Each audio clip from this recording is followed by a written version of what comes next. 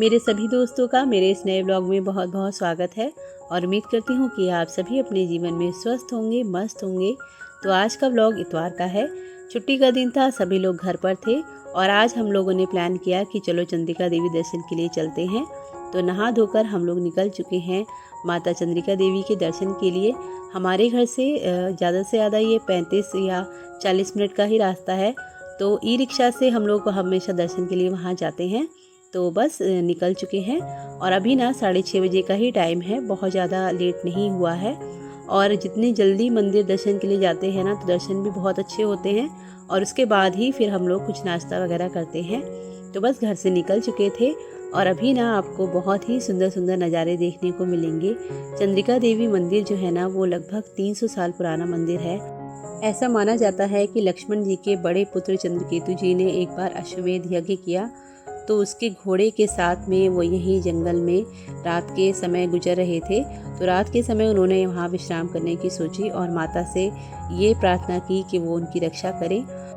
तो चंद्रमा के समान शीतल रोशनी वहाँ पर प्रकट हुई और देवी जी ने साक्षात वहाँ पर प्रकट होकर उनको आश्वासन दिया कि वो वहाँ पर बिल्कुल सुरक्षित हैं और माता उनकी रक्षा करेंगी।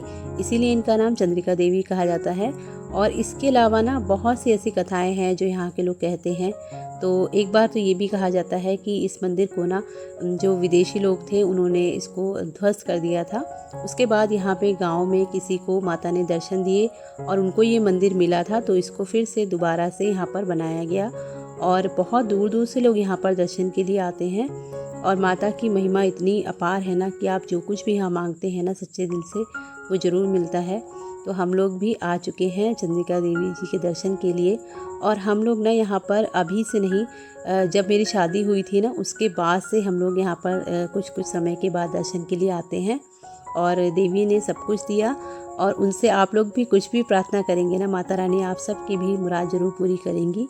तो लखनऊ से थोड़ी सी दूरी पर बख्शी का तालाब है, उसके पास ही कठवारा गांव है, वहाँ पर ये चंद्रिका देवी मंदिर स्थित है। बहुत ही सुंदर यहाँ पर मंदिर है और ना ये जंगलों के बीच में है ना, एक ऊंची चट्टान सी बनी हुई है, वहाँ पर ये मंदिर स्थित है। तो बहुत ही अच्छे दर्शन होते हैं और देवी की जो मूर्ति है ना वो भी यहाँ पर चट्टान से बनी हुई है। तो बस हम लोग भी यहाँ पे आ गए थे और रास्ते भर बच्चे बातें करते रहे, तो कुछ ना कुछ मैं उनको बताती रही, कुछ वो लोग अपनी बातें करते रहे। तो रास्ते का ना पता ही नहीं चलता है।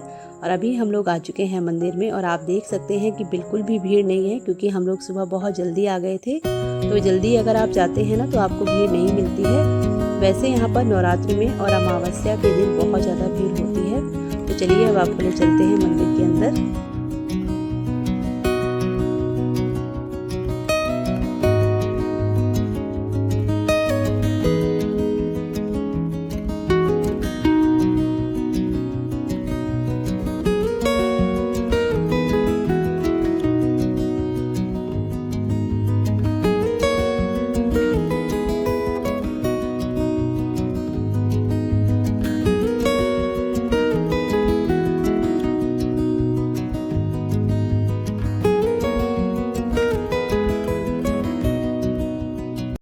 अभी हम आ गए हैं भवन के अंदर। प्रसाद हमने बाहर से ही ले लिया था और आप देख सकते हैं मंदिर में बिल्कुल भी भीड़ भाड़ नहीं है। वैसे यहाँ पर सुबह 6 बजे आरती होती है और मंदिर के पट ना 1 बजे तक खुले रहते हैं। उसके बाद फिर शाम को आरती होती है और दोपहर में 1 बजे आरती होने के बाद में फिर यहाँ पट बंद कर दिए जाते हैं। उसके बाद शाम को 5 बजे से लेकर 11 बजे तक आप यहाँ पर दर्शन कर सकते हैं। और इसी तरह से ना यहाँ पर हमेशा भक्तों की लाइन लगी रहती है और देवी माँ सबकी मनोकामनाएं भी पूर्ण करती है। जिसकी भी मनोकामना यहाँ पूर्ण होती है ना वो यहाँ पर ज़रूर आता है। और बहुत से लोग आप देख सकते हैं यहाँ पर ना घंटे बंधे हुए हैं, तो वो भी यहाँ पर लेकर अपनी मन्नत मांग कर और बांध के जाते हैं। और जगह जगह आपको इसी तरह से ना चुनरी बंधी हुई दिखेगी।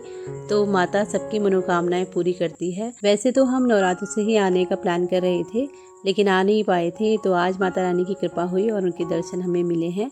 तो सामने जो आप देख रहे हैं ना यही माँ चंद्रिका है और ये ना चट्टान से बनी हुई देवी हैं। देवी के 3 सिर हैं और माता रानी यहाँ पर ऐसा कहा जाता है स्वयं प्रकट हुई थी, इसलिए ना ये शक्तिपीठ भी है।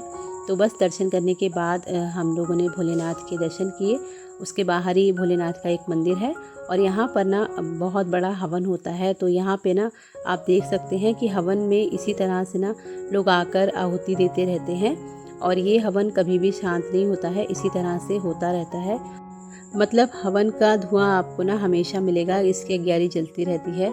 तो जो भी आते हैं ना उसमें 5-7 आहुति ज़रूर देते हैं। तो हम लोगों ने भी आहुति दी, पंडित जी से कलावा बंधवाया और उसके बाद आ गए थे मंदिर परिसर में बाहर की तरफ। और ये यहाँ पर आप देख सकते हैं ना पीपल का बहुत पुराना वृक्ष है। तो यहाँ पर भी लोग अपनी मन्नत मांगते हैं और चुनरी बांध कर जाते हैं। अभी जो आप ये देख रहे हैं ना, ये मंदिर के पीछे का हिस्सा है। तो यहाँ से आप परिक्रमा भी मंदिर की कर सकते हैं और पीछे से ही रास्ता है। यहाँ पर एक भोलेनाथ जी की प्रतिमा स्थापित है। तो यहाँ पर हम दर्शनों के लिए ज़रूर आते हैं। पहले ये जो आप देख सकते हैं ना, ये ब्रिज जैसा बना हुआ है, पुल ये नहीं था। तो यहाँ पर सिर्फ भोलेनाथ जी ऐसे ही विराजमान थे। उसके बाद में ये बाद में बनाया गया है। तो आप यहाँ पर आके ना सभी आशीर्वाद ले सकते हैं। तो हमने भी यहाँ पर प्रसाद लिया और उसके बाद आ गए थे भगवान के दर्शन के लिए। और इसको ना माही सागर तीर्थ भी कहा जाता है। ये शाम के समय आप इसमें बोटिंग भी कर सकते हैं। वैसे तो ये काफ़ी गहरा है, तो 1-2 बार हम लोगों ने भी यहाँ पर शाम को भी दर्शन किए हैं, तो तब बोटिंग भी की थी। और मैंने ना इसका व्लॉग भी आपके साथ पहले शेयर किया हुआ है, आप देख सकते हैं।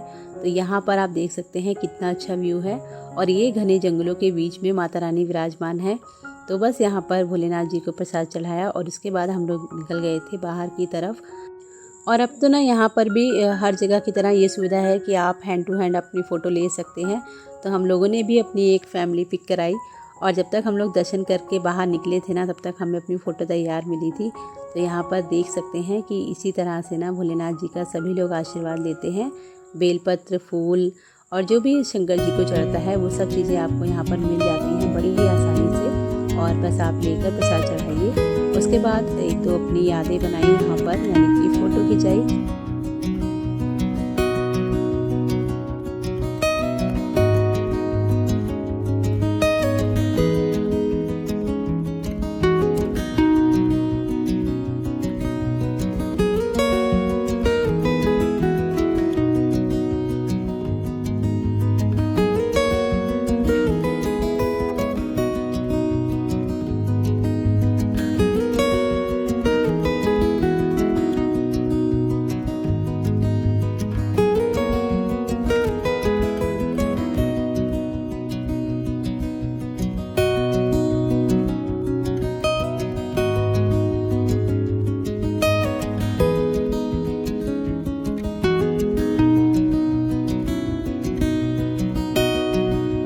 और इतने अच्छे दर्शन हुए ना कि बस दिल प्रसन्न हो गया।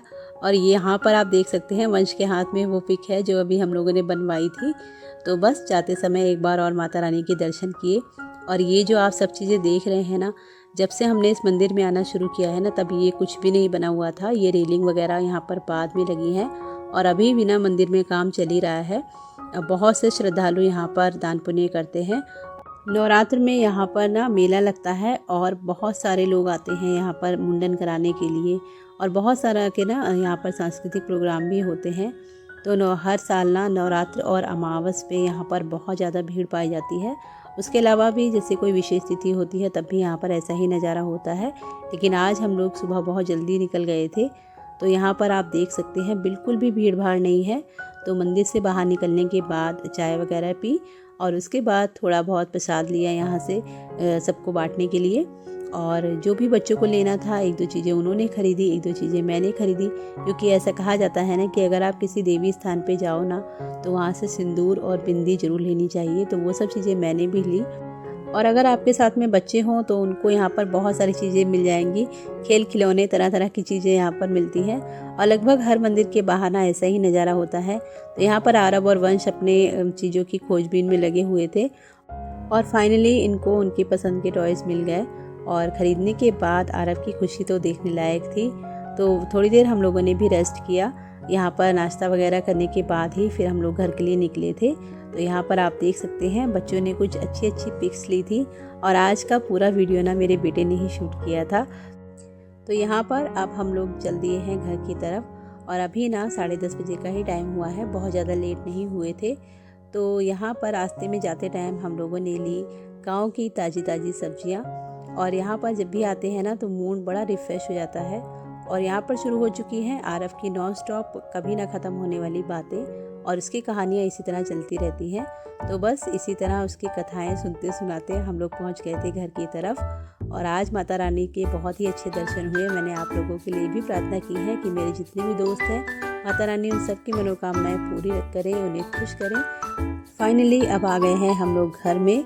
तो बस आज के ब्लॉग को करूँगी यहीं पर एंड। मिलूंगी आपसे अगले ब्लॉग में। तब तक अपना बहुत ध्यान रखिए, खुश रहिए और मेरे चैनल के साथ जुड़े रहिएगा।